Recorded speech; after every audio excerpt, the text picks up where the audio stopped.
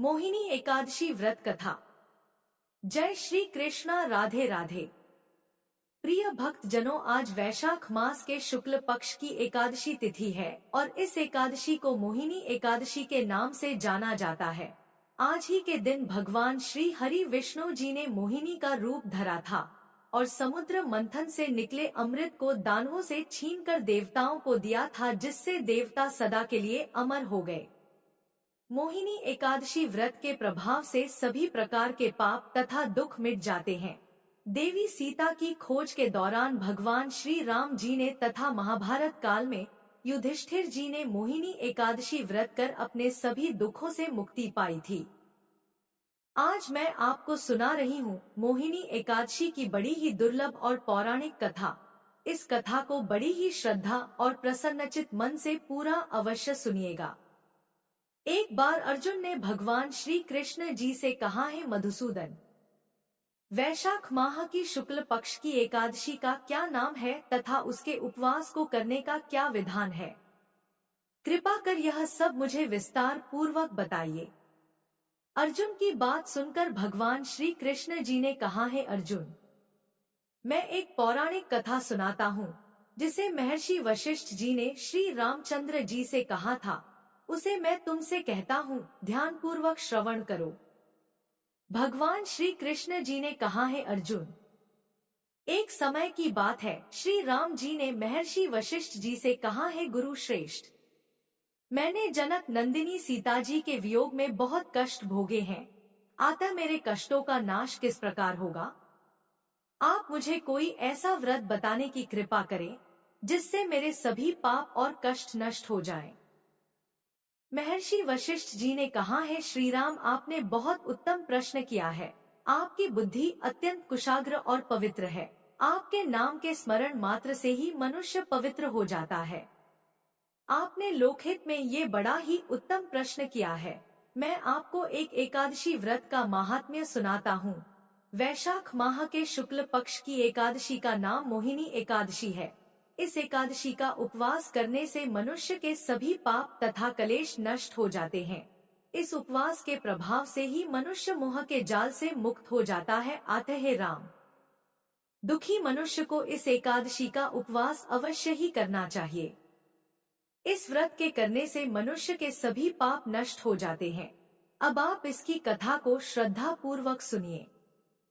प्राचीन समय में सरस्वती नदी के किनारे भद्रावती नाम की एक नगरी बसी हुई थी। उस नगरी में द्युतिमान नामक राजा राज्य करता था और उसी नगरी में एक वैश्य भी रहता था जो धन धान्य से पूर्ण था। उसका नाम धनपाल था। वह अत्यंत धर्मात्मा तथा नारायण जी का भक्त था। उसने नगर में अनेक भोजनालय, प्याऊ, कुएं, तालाब, धर्मशालाएं आदि बनवाए। सड़कों के किनारे आम, जामुन, नीम आदि के वृक्ष लगवाए जिससे पथिकों को सुख मिले। उस वैश्य के 5 पुत्र थे, जिनमें सबसे बड़ा पुत्र अत्यंत ही दुष्ट और पापी था। वह वेश्याओं और दुष्टों की संगति करता था। इससे जो समय बचता था उसे वह जुआ खेलने में व्यतीत करता था। वह बड़ा ही अधम था तथा देवता, पितृ आदि किसी को भी नहीं मानता था। अपने पिता का अधिकांश धन वह बुरे व्यसनों में ही उड़ाया करता था। मद्यपान तथा मांस भक्षण करना उसका नित्य कर्म था। जब अत्यधिक समझाने बुझाने पर भी वह सीधे रास्ते पर नहीं आया तो दुखी होकर उसके पिता, भाइयों तथा कुटुंबियों ने उसे घर से निकाल दिया और उसकी निंदा करने लगे। घर से निकलने के पश्चात वह अपने आभूषणों तथा वस्त्रों को बेच बेच कर अपना जीवन यापन करने लगा। धन नष्ट हो जाने पर वेश्याओं तथा उसके दुष्ट साथियों ने भी उसका साथ छोड़ दिया। जब वह भूख प्यास से व्यथित हो गया तो उसने चोरी करने का विचार किया तथा रात्रि में चोरी करके अपना पेट पालने लगा। किंतु एक दिन वह पकड़ा गया, परंतु सिपाहियों ने वैश्य का पुत्र जानकर उसे छोड़ दिया। जब वह दूसरी बार पुनः पकड़ा गया तब सिपाहियों ने भी उसका कोई लिहाज नहीं किया तथा राजा के सामने प्रस्तुत करके उसे सारी बात बताई। तब राजा ने उसे कारागार में डलवा दिया। कारागार में राजा के आदेश से उसे नाना प्रकार के कष्ट दिए गए तथा अंत में उसे नगर से निष्कासित करने का आदेश दिया गया। दुखी होकर उसे नगर को छोड़ना पड़ा। अब वह वन में पशु पक्षियों को मारकर पेट भरने लगा। तदुपरांत बहेलिया बन गया तथा धनुष बाण से वन के निरह जीवों को मार मार कर खाने एवं बेचने लगा। एक बार वह भूख एवं प्यास से इतना व्याकुल हो गया कि व्याकुल होकर भोजन की खोज में निकला तथा कौंडिन्य मुनि के आश्रम में जा पहुंचा। इन दिनों वैसाख का महीना चल ही रहा था। कौंडिन्य मुनि गंगा स्नान करके आए थे। उनके भीगे वस्त्रों की छींटे उस पापी पर पड़ गई, जिसके फल स्वरूप उसे कुछ सद्बुद्धि प्राप्त हुई। वह अधम ऋषि के समीप पहुंचकर हाथ जोड़कर कहने लगा, है महात्मा, मैंने अपने जीवन में अनेक पाप किए हैं। कृपा कर आप उन पापों से छूटने का कोई साधारण तथा धन रहित उपाय बताइए। ऋषि जी ने कहा, तू ध्यान देकर सुन। वैशाख माह के शुक्ल पक्ष की एकादशी का व्रत कर। इस एकादशी का नाम मोहिनी है। इसका उपवास करने से तेरे सभी पाप नष्ट हो जाएंगे। ऋषि के वचनों को सुन वह बहुत प्रसन्न हुआ और उनकी बताई हुई विधि के अनुसार उसने मोहिनी एकादशी का व्रत किया। हे श्री राम, इस व्रत के प्रभाव से उसके सभी पाप नष्ट हो गए तथा अंत में वह गरुड़ पर सवार होकर विष्णु लोक को गया। संसार में इस व्रत से उत्तम दूसरा कोई व्रत नहीं है। इसके महात्म्य के श्रवण एवं पठन से जो पुण्य प्राप्त होता है वह पुनः 1000 गौ दान के पुण्य के समान है। संतों की संगत से मनुष्य को न केवल सद्बुद्धि प्राप्त होती है अपितु उसके जीवन का उद्धार भी हो जाता है। पापियों की संगत प्राणी को नरक में ले जाती है, इसलिए हमेशा संतों की ही संगत करना चाहिए।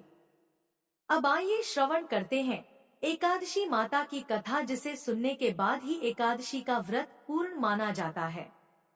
एक बार की बात है, एक राज्य में एक राजा रहा करता था। राजा बहुत ही बुद्धिमान और बलशाली था। वह सदैव अपनी प्रजा का बहुत ही अच्छे से ध्यान रखता था। प्रजा भी अपने राजा को बहुत पसंद करती थी।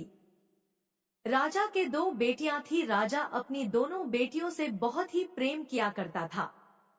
राजा की दोनों बेटियां बहुत ही सुंदर थी, लेकिन राजा की छोटी बेटी देखने में बहुत ही सुंदर और धार्मिक प्रवृत्ति की थी। वह 12 मास 11 माता की पूजा और व्रत किया करती थी। सभी लोग राजा की छोटी बेटी से बहुत ही प्रेम करते थे और खूब प्रशंसा किया करते थे। वह बोलने में बहुत ही अच्छी थी। राजा भी अपनी छोटी बेटी को बड़ी बेटी से कुछ ज्यादा ही प्रेम करता था, जिस कारण राजा की बड़ी बेटी को अपनी छोटी बहन से नफरत होने लगी। समय के साथ राजा की दोनों बेटियां बड़ी हो गई। तब एक पड़ोस के राज्य में रहने वाला राजकुमार राजा की बड़ी बेटी के लिए रिश्ता लेकर आया। जैसे ही उस राजकुमार की नजर राजा की छोटी बेटी पर पड़ी तो वह राजकुमार छोटी बेटी पर मोहित हो गया और उसी से विवाह करने की सोचने लगा। उस राजकुमार ने राजा की बड़ी बेटी के साथ विवाह करने से मना कर दिया और राजा से कहा कि आप बुरा ना मानो तो मैं आपकी छोटी बेटी से विवाह करना चाहता हूँ। जब यह बात राजा की बड़ी बेटी को पता चली तो वह अपनी छोटी बहन से और भी ज्यादा नफरत करने लगी। राजा की बड़ी बेटी ने अपनी छोटी बहन को अपना सबसे बड़ा दुश्मन मान लेती है और अपनी छोटी बहन से बदला लेने का निर्णय लेती है, जिसके चलते उसने सोचा कि छोटी बहन को जान से मार देती हूँ। एक दिन राजा की बड़ी बेटी ने लड्डू में जहर मिलाकर अपनी छोटी बहन को दे दिया। छोटी बहन ने वो लड्डू खा लिया, लेकिन लड्डू खाने के बाद भी छोटी बहन को कुछ भी नहीं हुआ। बड़ी बहन यह देखकर बहुत ही आश्चर्यचकित हुई, लेकिन बड़ी बहन ने हार नहीं मानी। एक दिन जब छोटी बहन अपने कमरे में सो रही थी तब उसने मटके में सांप रखकर उसके कमरे में छोड़ दिया, लेकिन सांप भी छोटी बहन को कुछ नहीं कर पाया। जिसके बाद बड़ी बहन ने अपनी छोटी बहन से कहा कि चलो बहन, आज हम कुएं से पानी भर कर लाते हैं। तो छोटी बहन अपनी बड़ी बहन के कहे अनुसार उसके साथ पानी लेने के लिए चली गई। जैसे ही वह पानी कुएं से निकालने लगी तो बड़ी बहन ने उसे कुएं में धक्का दे दिया। लेकिन ग्यारस माता के आशीर्वाद से वह सकुशल बाहर निकल आई। यह देखकर उसे बहुत ही आश्चर्य हुआ कि ना जाने मैंने कौन कौन से प्रयास किए हैं, फिर भी इसका कुछ भी नहीं बिगड़ा। उसने एक दिन सोचते सोचते छोटी बहन के पास जाकर कहा कि बहन, तुमको पता है, भगवान सबकी मृत्यु एक निश्चित समय पर लिखते हैं। तुम्हारी और मेरी मृत्यु कैसे होगी, क्या तुम जानती हो? तब छोटी बहन ने कहा, हाँ बहन, मेरी मृत्यु कैसे होगी यह तो मैं जानती हूँ। छोटी बहन से यह सुनकर बड़ी बहन को बहुत ही संतुष्टि हुई और सोचने लगी कि इस बार मैं इसे जरूर मार दूंगी। उसने अपनी छोटी बहन से कहा कि अपनी मृत्यु का राज मुझे तो बताओ, मैं तुम्हारी बड़ी बहन हूँ। छोटी बहन ने अपनी बड़ी बहन से कहा कि मेरी मृत्यु एक तोते में है। जो तोते के गले में एक हार है, उसी से मेरी मृत्यु होगी। जब कोई व्यक्ति उस तोते को मारकर वह हार अपने गले में पहन लेगा तो मैं मूर्छित हो जाऊंगी, और जैसे ही उस हार को अपने गले से उतार देगा तो मैं वापस जीवित हो जाऊंगी। अपनी छोटी बहन की मृत्यु का राज जानकर बड़ी बहन बहुत ही खुश हुई और उसने अपनी छोटी बहन को मारने के लिए उस पालतू तोते को ढूंढना शुरू कर दिया। लेकिन छोटी बहन को इस बात का पता था कि वह मेरी जान लेना चाहती है। वह अपने पिताजी के पास गई और अपने पिताजी से कहा कि पिताजी, अगर मेरी मृत्यु हो जाए तो मुझे जलाना मत, बल्कि आप मुझे पुरानी वाली जो हवेली है उसमें एक पलंग पर लिटाकर छोड़ देना। अपनी छोटी बेटी के मुंह से यह बात सुनकर राजा को बहुत ही बुरा लगा। उसने अपनी बेटी से पूछा कि बेटी, तुम ऐसी बातें क्यों कर रही हो? 2-4 दिन में तेरी शादी होने वाली है। तब राजा की छोटी बेटी ने बताया कि पिताजी, समय किसी के लिए नहीं रुकता, कब क्या हो जाए किसी को कुछ भी पता नहीं है। फिर राजा ने अपनी छोटी बेटी से कहा कि तुम्हारा ऐसा बोलना मुझे बिल्कुल भी अच्छा नहीं लगता। लेकिन छोटी बेटी ने अपने पिताजी को ऐसा करने पर मजबूर कर दिया और वचन ले लिया कि मरने के बाद जलाना नहीं है।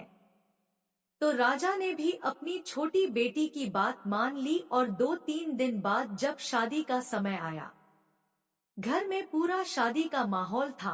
पूरे गाजे बाजे के साथ बारात आई। राजकुमार बारात लेकर राजा के घर आया। राजकुमार और राजा की छोटी बेटी का विवाह शुरू हो गया।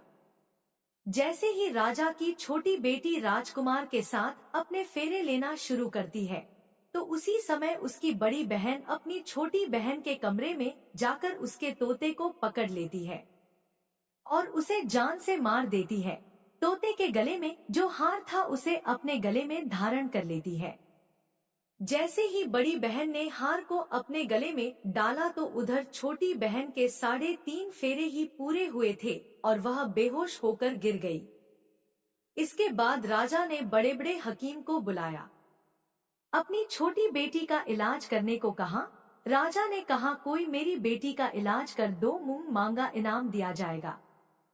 राजा की बात सुनकर वैद्य ने जब छोटी बेटी को चेक किया तो राजा को बताया कि आपकी छोटी बेटी ना तो जीवित है और ना ही मरी हुई है। मैं तो मेरे जीवन में ऐसा पहली बार देख रहा हूँ। तो राजा ने वैद्य और हकीम को कह दिया कि यह बात बाहर किसी को मत बताना। अगर तुमने यह बात और किसी को बताई तो हम तुम्हें फांसी की सजा देंगे। राजा ने अपनी छोटी बेटी को पुराने महल में ले जाकर एक पलंग पर लेटा दिया। वहां पर कुछ सैनिकों को तैनात कर दिया और स्वयं महल पर आ गया।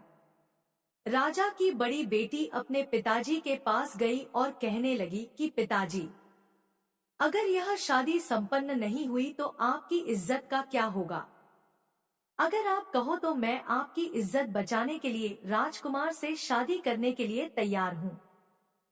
राजा ने अपनी बड़ी बेटी की बात मानकर छोटी बेटी के कपड़े बड़ी बेटी को पहना दिए और मंडप पर भेज दिया। लेकिन राजकुमार यह जान गया था कि यह राजा की छोटी बेटी नहीं है। तो उसने शादी करने से मना कर दिया, लेकिन वहां पर आए सारे लोगों ने राजकुमार को शादी करने के लिए विवश कर दिया और राजा की बड़ी बेटी से शादी उस राजकुमार की करवा दी। बचे हुए 3.5 फेरे बड़ी बेटी के साथ दिलवा दिए गए। उसके बाद राजकुमार राजा की बड़ी बेटी को अपने महल ले गया। राजकुमार राजा की बड़ी बेटी से ना तो बात करता था और ना ही उसे पसंद करता था और ना ही उसके कमरे में जाता था। राजकुमार ने यह फैसला ले लिया कि मैं राजा की छोटी बेटी को ढूंढ कर ही रहूंगा। वह रात दिन उसे ढूंढता हुआ इधर उधर घूमने लगा। एक दिन राजकुमार अपने घोड़े पर सवार होकर राजा के पुराने महल के पास पहुंच गया, जहां पर उसने कुछ सैनिकों को देखा। महल के पास पहुंचकर राजकुमार ने जब महल को ध्यान से देखा तो वह समझ गया कि यह मेरे ससुर का पुराना महल है। तब राजकुमार ने सैनिकों से पूछा कि तुम लोग यहाँ पर क्या कर रहे हो और इस महल के अंदर उस पलंग पर कौन लेटा है। तो सैनिकों ने बताया कि यहाँ पर राजा की छोटी बेटी लेटी है। यह सुनकर राजकुमार बहुत ही खुश हुआ और तुरंत उससे मिलने के लिए अंदर चला गया। लेकिन अंदर जाकर देखा तो वो तो बिल्कुल बेहोश थी। राजकुमार उसकी सेवा करने लगा। जैसे ही रात हुई राजा की छोटी बेटी उठकर बैठ गई। राजकुमार यह देखकर बहुत ही खुश हुआ और उससे पूछने लगा कि तुम यहाँ पर क्या कर रही हो, ऐसे बीच फेरों से गायब होकर यहाँ पर क्यों चली आई, तुम मेरे साथ चलो। राजा की छोटी बेटी ने राजकुमार को सारी बात बता दी। बताया कि मेरी जान एक तोते में बसी थी और यह बात मैंने अपनी बड़ी बहन को बता दी थी। मुझे पता है कि उसी ने मुझे मारने का प्रयास किया है। उसके पास एक हार है जिसको वह सुबह पहन लेती है और रात को उतार कर रख देती है। जब तक वह हार को पहने रखती है तब तक मैं मूर्छित रहती हूँ और जैसे ही वह हार को उतार देती है तो मैं जीवित हो जाती हूँ। और जब तक मेरी बड़ी बहन के पास वह हार है तब तक मैं ऐसे ही जीवित और मूर्छित होती रहूंगी। अगर मेरी बड़ी बहन के पास जो हार है वह मेरे हाथ आ जाए तो मैं हमेशा के लिए जीवित हो जाऊंगी। राजकुमार यह बात सुनकर राजा की छोटी बेटी के पास रहने का निर्णय ले लिया और बचे हुए फेरे लेकर अपने विवाह को भी पूरा कर लिया और वहीं पर रहने लगा। ऐसे करते करते काफी समय बीत गया। राजा की छोटी बेटी गर्भवती हो गई। एक दिन राजकुमार को किसी काम से बाहर जाना पड़ा तो पीछे से राजा की छोटी बेटी के पेट में बहुत जोरों से दर्द होने लगा।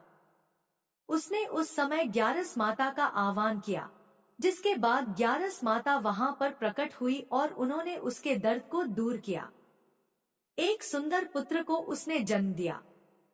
जब आधी रात को राजकुमार बाहर से आया तो उसने ग्यारस माता को देखा तो वह बहुत ही आश्चर्यचकित हुआ। उसने तुरंत माता को प्रणाम किया। ग्यारस माता ने राजकुमार से कहा कि जब तुम्हारा बेटा 5 वर्ष का हो जाए तो तुम अपनी पत्नी का हार लाकर इसके गले में डाल देना, जिससे यह हमेशा के लिए जीवित हो जाएगी। समय के चलते राजकुमार का बेटा 5 साल का हो गया। एक दिन राजकुमार को फिर किसी काम से बाहर जाना पड़ा। उसने अपने बेटे से कहा, तुम अपनी माता का ध्यान रखना और मैं शाम तक लौट आऊंगा। जैसे ही राजकुमार वहां से बाहर निकला तो बड़ी बहन के सैनिकों ने उसे देख लिया और बड़ी बहन को जाकर सारी बात बता दी। जिसके बाद बड़ी बहन अपनी छोटी बहन के पुत्र को वहां से उठवा लिया और उसे मरवा दिया। उसके 2 टुकड़े करवाए। पहले टुकड़े को चक्की के पास छुपा दिया और दूसरा टुकड़ा अपने पलंग के नीचे रख लिया। यह देखकर ग्यारस माता ने भिखारी का रूप धारण किया और उसके घर आ गई। भिक्षा मांगने लगी तो बड़ी बहन ने अपने नौकरों से कहा कि जाओ भिखारी को भिक्षा दे दो। लेकिन जैसे ही नौकर ग्यारस माता को भिक्षा देने के लिए जाता है तो माता उन्हें मना कर देती है और कहती है कि मैं तुम्हारी रानी से ही भिक्षा लूंगी। नौकरों ने अंदर जाकर कहा कि रानी वह हमसे भिक्षा नहीं ले रही है, बोल रही है कि मैं रानी से भिक्षा लूंगी। जब बड़ी बहन स्वयं भिक्षा देने के लिए भिखारिन बनी ग्यारस माता के पास आती है, उससे पहले ही माता एक बिल्ली का रूप बनाकर उसके कमरे में चली जाती है। वहां पर जो छोटी बेटी के पुत्र का एक टुकड़ा था वह उठा लेती है और दूसरा चक्की के पास से उठाकर जीवित कर देती है और वहां से लेकर चली जाती है और राजकुमार को सारी बात बताकर उन्हें उसका बेटा सौंप देती है। राजकुमार अपने बेटे को लेकर उस बड़ी बहन के पास जाता है और उसे कहता है कि इस बच्चे का अच्छे से ध्यान रखना है। अगर तुम इस बच्चे का अच्छे से ध्यान रखोगी तो ही मैं तुमसे बात करूंगा, वरना मैं यहाँ से चला जाऊंगा। एक दिन राजकुमार ने अपने बच्चे से कहा कि तुम ऐसा करो, तुम्हारी माँ के गले का वो हार मांग लो, तुम्हारी जिद की वजह से वह तुम्हें दे देगी। अपने पिताजी के कहे अनुसार लड़का अपनी बड़ी माँ के पास जाकर कहता है कि माँ, मुझे तुम्हारे गले का हार चाहिए। यह सुनकर उसकी माँ को पहले तो बहुत गुस्सा आता है, पर उसको याद आता है कि राजकुमार ने कहा है कि अगर मैं इस बच्चे का अच्छे से ध्यान रखूंगी तो ही वह मुझसे बात करेंगे। वह सोचती है कि छोटी बहन अब तक तो मर गई होगी, उसे जला भी दिया होगा, अब कौन सी जिंदा होने वाली है। यही सोचकर वह हार को निकालकर उस बच्चे को दे देती है। वह बच्चा उस हार को ले जाकर अपने पिताजी को दे देता है। तो राजकुमार अपने बेटे और उस हार को लेकर वहां से चला जाता है और जाते हुए कहकर जाता है कि तुम हमारे लिए खाना बनाकर तैयार रखना, मैं शाम को आकर तुम्हारे साथ ही खाना खाऊंगा। यह कहकर अपने बेटे को लेकर वहां से सीधा राजा के पास जाता है और राजा को सारी बात बता देता है। राजा अपनी बड़ी बेटी की यह करतूत सुनकर बहुत ही क्रोधित होते हैं और अपनी परवरिश को दोष देने लगते हैं। राजा राजकुमार को अपनी छोटी बेटी के साथ रहने का आदेश देते हैं। राजकुमार वह हार लेकर छोटी रानी के पास जाता है और उसके गले में वह हार डाल देता है, जिससे वह जीवित हो जाती है। दोनों बहुत ही खुश होते हैं। राजकुमार अपने बेटे और अपनी पत्नी को लेकर अपने राज्य में चला जाता है। इस तरह एकादशी व्रत के प्रभाव से राजा की छोटी बेटी को अपने जीवन में आई तमाम मुसीबतों से छुटकारा मिलता है। एक बार प्रेम से बोलिए एकादशी माता की जय। आइए अब बड़ी ही श्रद्धा और प्रसन्न चित्त मन से इस मनोकामना को पूरी करने वाली कथा को सुनते हैं। एक बार भगवान श्री हरि विष्णु माता लक्ष्मी के साथ हरिद्वार में घूम रहे थे।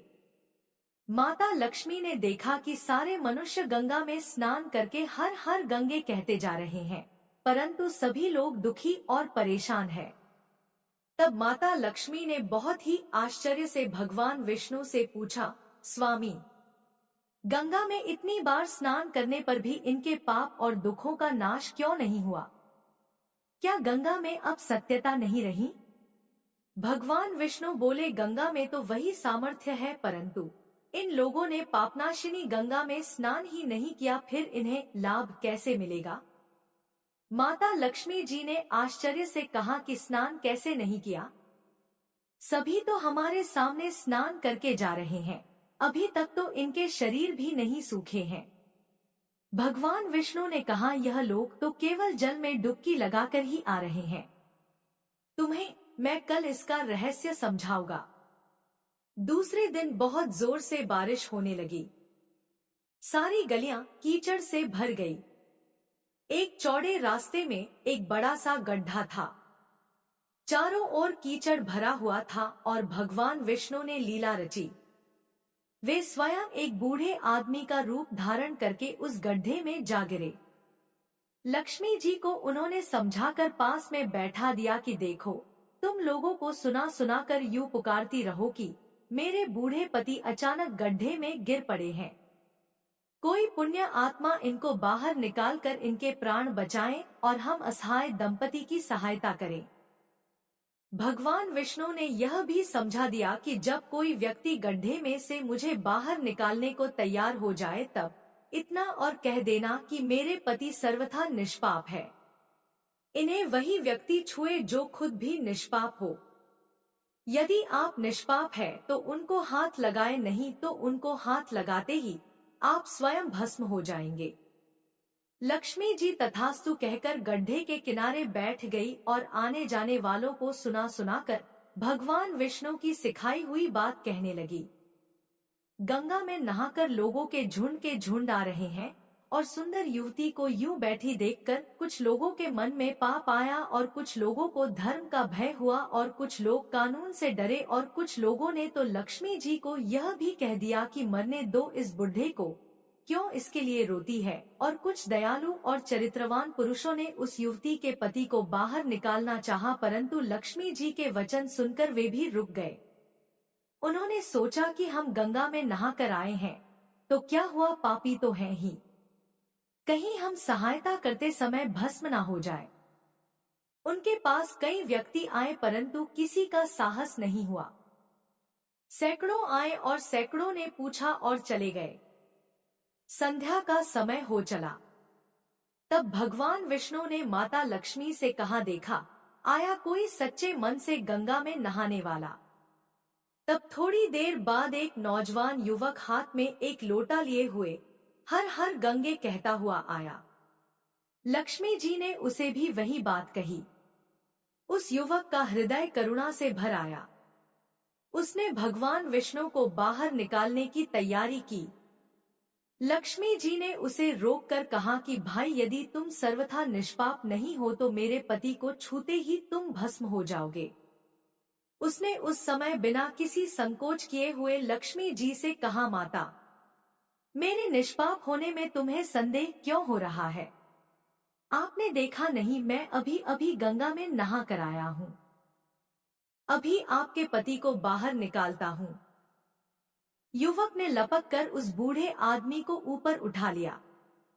भगवान श्री हरि विष्णु और माता लक्ष्मी ने उसे सच्चा भक्त समझकर अपना असली रूप प्रकट कर दर्शन देकर उसका जीवन धन्य किया। भगवान विष्णु ने माता लक्ष्मी से कहा कि इतने सारे लोगों में से केवल इस एक आदमी ने ही गंगा स्नान किया है। इस दृष्टांत के अनुसार जो लोग बिना श्रद्धा और विश्वास के केवल दिखाने के लिए गंगा स्नान करते हैं उन्हें वास्तविक फल प्राप्त नहीं होता। परंतु इसका यह मतलब नहीं है कि गंगा स्नान व्यर्थ जाता है। गंगा स्नान का बहुत पुण्य भी है। गंगा आज भी उतनी ही सामर्थ्यवान है। बोलिए लक्ष्मी नारायण भगवान की जय।